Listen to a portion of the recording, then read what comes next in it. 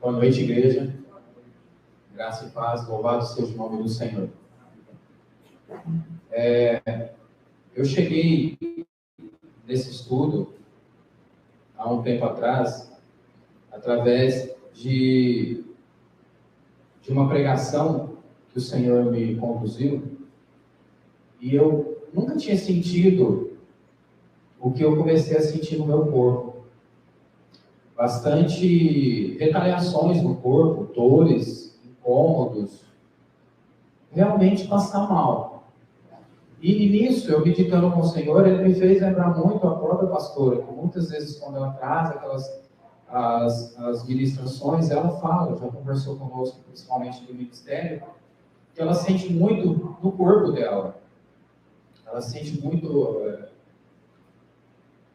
dores, reflexo de guerra no corpo.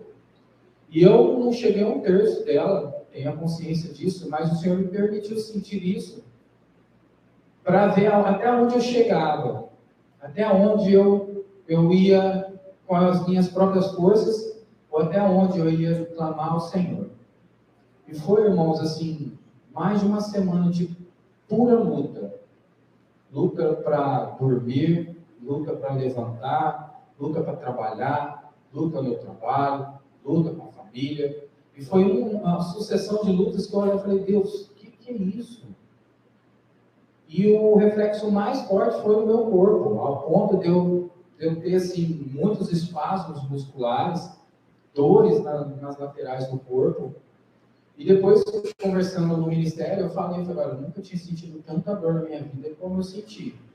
Porque eu sabia que era a palavra que era para ter, eu sabia da maneira que o Senhor tinha pedido. Errei porque, num determinado momento, eu quis romper, mas na verdade eu tinha que me prostrar para o Senhor pedindo socorro. E aonde que o Senhor falou, ali, você tinha que pedir socorro. Mesmo que tivesse parado, falei, irmãos, eu vou orar e pedir a ajuda dos irmãos. Isso chama-se humildade. E eu fui começar a meditar e fui ler a história de um homem que fez grande coisa para o povo de Israel. E nisso, nessas grandes coisas, trouxe o povo à consciência que só existia um Deus. Fez uma grande limpeza no reino de Israel, matando os 400 profetas, os 450 profetas e os 400 profetas que sentavam à mesa de Jezabel. E eu lendo o comentário dela, da irmã White, ela diz que ele, depois de tudo isso, Jezabel pediu a sua cabeça. E naquele determinado momento, ele se afligiu. E ali entra uma coisa que fala que é a doença do século, que chama-se depressão. E naquele momento, a irmã White diz que ele entrou em depressão, onde que ele pede a própria morte. Então vamos abrir as nossas Bíblias. 1 Reis, capítulo 19.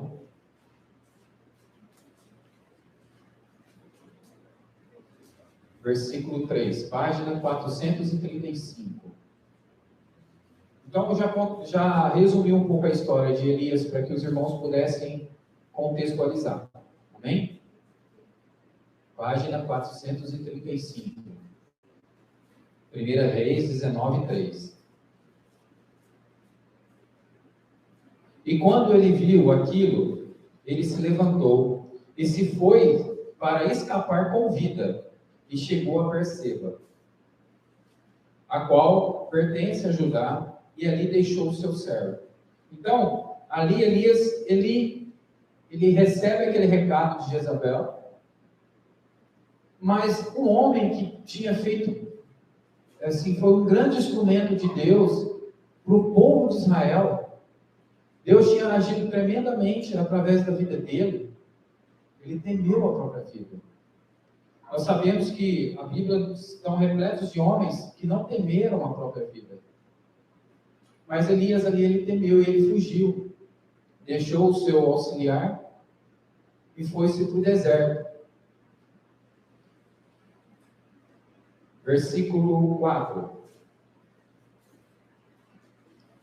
Ele, porém, seguiu a viagem de um dia para dentro do deserto, irmãos. Lá no meio, ele foi para dentro do deserto. Lugar, eu creio que o meio do deserto é o lugar mais difícil de se ficar. E ele foi para dentro do deserto e chegou-se e assentou-se debaixo de um junípero e pediu para si, para que pudesse morrer. E pediu por si, para que pudesse morrer. E disse: basta, agora, ó Senhor, tira minha vida, porque não sou melhor do que os meus pais.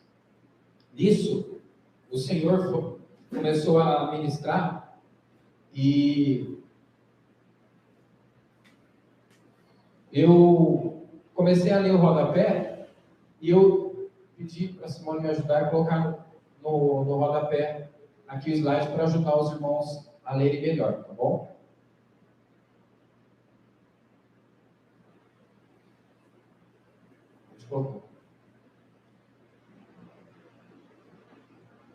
Confie implicitamente na onipotência de Deus.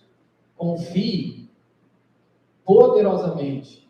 A palavra implicitamente, até transgressir foi feito de forma implícita, que está envolvido. O que o Senhor diz para nós? Então, nós temos que nos envolver de uma forma completa e confiar na onipotência de Deus.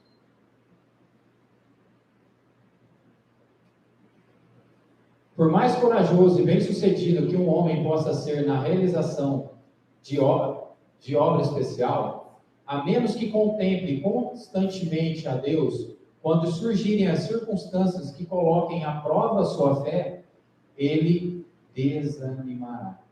O que isso quer dizer, irmãos? Quando nós sentimos que o Senhor nos usou de uma maneira, seja dentro do nosso lar, seja numa pessoa, no nosso vizinho, ou um irmão de igreja, ou um parente, que seja em qualquer lugar. Todas as vezes que nós fazemos a obra de uma forma especial, nós não podemos deixar de contemplar a Deus. Porque todas as vezes, irmãos, se nós roubamos a glória do Senhor, desanimarão. Porque a confiança não foi exclusivamente no Senhor. A honra e a glória não foi dada a Ele. Mesmo depois que Deus tenha lhe concedido claros sinais de seu poder, depois que se achar fortalecido para fazer a obra de Deus, falhará, a menos que confie implicitamente na onipotência de Deus. Então, mesmo você sabendo que fez a obra do Senhor, que aquela, para nós ministros do Senhor, que aquela era a palavra, mesmo você sabendo que o Senhor te usou na vida de quem quer que seja, se você não se achar fortalecido no Senhor, mas sim no seu poder, você vai falhar. Se você achar que está fazendo, que a palavra é orgulho, você falhará.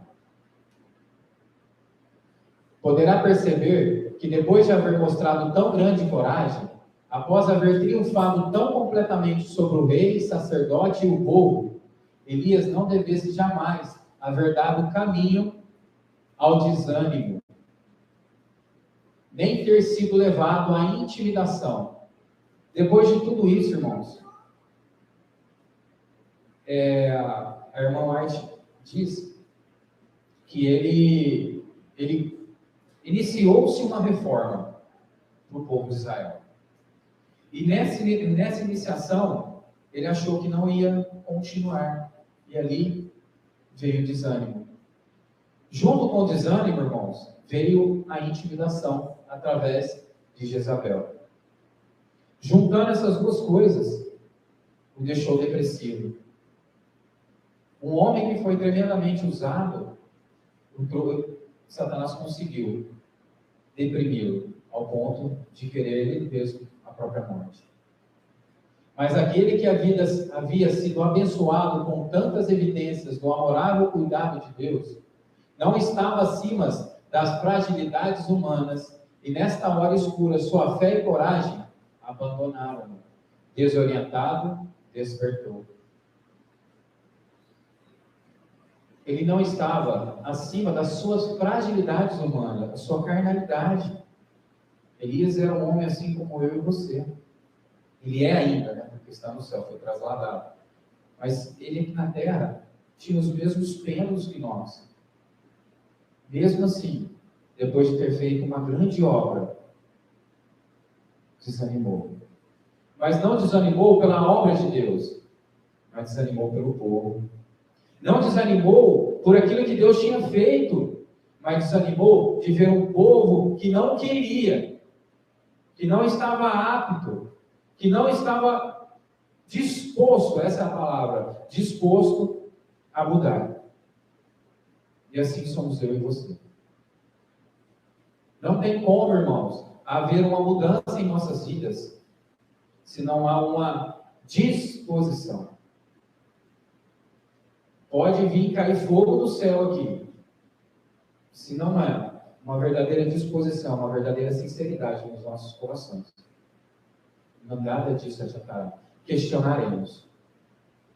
E assim que Elias viu o povo, mesmo depois de uma grande maravilha que o Senhor fez no próprio povo, uma libertação gigantesca, ele viu o povo desanimado. Quantas pregações já foram feitas aqui falando sobre desânimo? Quantas pregações já foram trazidas aqui falando que o povo está morto? A igreja dorme. Orientado, na outra palavra estava escrito deitou-se. Mas aqui, esse despertar aqui, irmão, é de uma forma física e não espiritual que Elias teve. Mas para nós, ela tem que ser espiritual. Tem que ser para ontem. Nem para hoje, mas para ontem em nossas vidas. Mas uma reação, como a que frequentemente segue elevada fé e glorioso sucesso, estava exercendo pressão sobre Elias. Ele temeu que a reforma iniciada no Carmelo não fosse, irmão, duradoura. E a depressão se apoderou dele. Havia sido exaltado ao topo de Pisga, agora estava no vale. Estava aflito, estava angustiado. Um homem que viu e temeu para que a reforma não fosse duradoura. Porque ele viu no rosto das pessoas, do povo de Israel, que queriam muito mais a idolatria do que o próprio Deus. Porque se ele visse no rosto de cada um uma sinceridade, uma verdade de mudança, ele não teria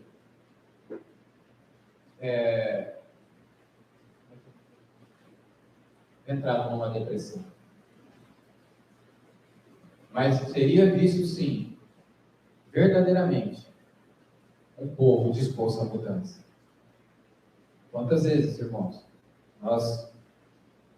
foi falado aqui que a nossa liderança ela está cansada, ela está oprimida, a nossa liderança tem carregado um peso muito grande, porque vê em nós a mesma coisa que Elias viu. E isso tem deixado eles deprimidos, tristes, não com Deus, mas conosco, pelas nossas ações, pelas nossas atitudes.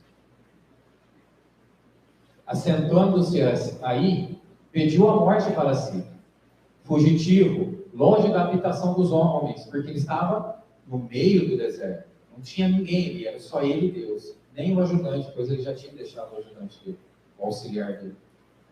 O espírito causticado, aqui é o espírito castigado, o espírito cansado pelo amargo desapontamento. Irmãos, quantas vezes nós ouvimos aqui a nossa liderança está desapontada conosco, principalmente a pastora Laura. Desapontado pelas nossas ações, pelas nossas atitudes. Ele desejou nunca mais olhar a face de um homem. Afinal, extremamente exausto, adormeceu. Cansado, oprimido, dormiu. Esperança e coragem são essenciais ao perfeito serviço para Deus. Esses são fruto da fé. O desânimo é pecaminoso e irrazoável, quer dizer, não tem brecha, você não tem disposição a falar assim, eu estou cansado. Você não tem que falar assim, eu não quero. Talvez. Hoje não. Amanhã talvez. Não tem desculpa. Deus está em condições e disputa a outorgar a seus servos, mais abundantemente a força que necessitam para a tentação e prova. O Senhor está disposto a derramar as bênçãos necessárias nas nossas vidas, a força necessária para que possamos vencer a tentação e a prova. O Senhor está disposto, irmãos, mas quando Ele olha no nosso coração, desânimo não é derramado. Como derrama força no homem que não quer levantar? De que maneira? O Senhor não vai derramar. Eu assisti a pregação sobre a chuva temporânea e a chuva serôdia e trouxe muita clareza naquilo lá. Por quê? Irmãos, a chuva temporânea é a chuva do arrependimento. É uma chuva que o Senhor está disposto a derramar para todos, sem exceção. Mas se não houver verdadeiramente um coração disposto, como Jó, a pastora mesmo disse agora há pouco para mim, falou assim, como Jó falou assim, Senhor, quantas culpas e pecados tenho eu? Notifica-me. Quando pedimos isso do Senhor, e o Senhor nos notifica, de que maneira nós agimos? Espera mais um pouquinho, daqui a pouco, amanhã, talvez, a chuva não vai derramar. A chuva não vai derramar, não, a chuva não vai cair sobre você. Por quê, irmão? Porque não há uma verdadeira disposição de deixar e se arrepender. O Senhor quer nos ver prontos, quer nos ver preparados, quer nos ver aptos. Os planos do inimigo de sua obra podem parecer bem assentados e firmemente estabelecidos. Como nós estamos vendo hoje o inimigo? Parece que está tudo dando certo, como até o pastor acabou de dizer agora. Aos olhos deles está dando tudo certo. Mas Deus pode subverter os mais fortes deles. E isso Ele faz em seu devido tempo e maneira. Quando vê que a fé de seus servos for suficientemente testada, então tem que ter um limite da nossa fé para ser testada. Quando Deus vê que aquele que já está no limite da nossa fé, para o desalentado há um seguro remédio: fé, oração e desânimo. Fé, oração e trabalho. O cristão descansa trabalhando. Tem aquele até velho ditado, que fala: o pobre quando descansa carrega pedra. O cristão quando descansa trabalha para a obra do Senhor. Porque o Senhor é que dá força. O Senhor que revitaliza. E o Senhor que nos capacita. O anjo do Senhor indaga Elias. Através de um poderoso anjo, veio a Elias a palavra do Senhor, dizendo: que fazes aqui? A pergunta para o Senhor hoje, para cada um de nós: o que fazes aqui? Como temos agido? Para o Senhor perguntar para cada um de nós: o que fazes aqui?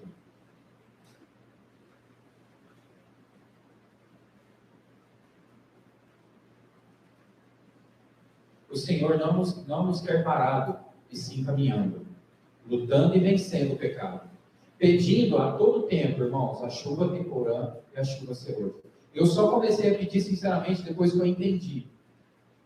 Demorei para entender o poder que a chuva temporã tem. Demorei para entender o quanto que eu necessito dessa chuva, porque sem a temporã eu não recebo serôdia.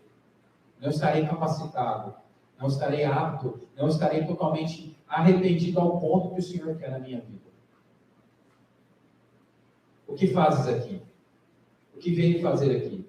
Se encher por um momento, se encher daqui da palavra de Deus, estar completamente abastecido do Senhor, mas quando chega lá fora, ao ponto de se esvaziar. O que fazes aqui? O Senhor não nos quer parado. O Senhor nos quer nos ver fortes, corajosos, trabalhando para o teu reino, sendo capacitado a cada momento pelo Senhor para a obra que está por vir. E nele, tendo a certeza de quem nos capacita e nos dá a vitória. Amém? Vamos nos levantar para adorar o Senhor.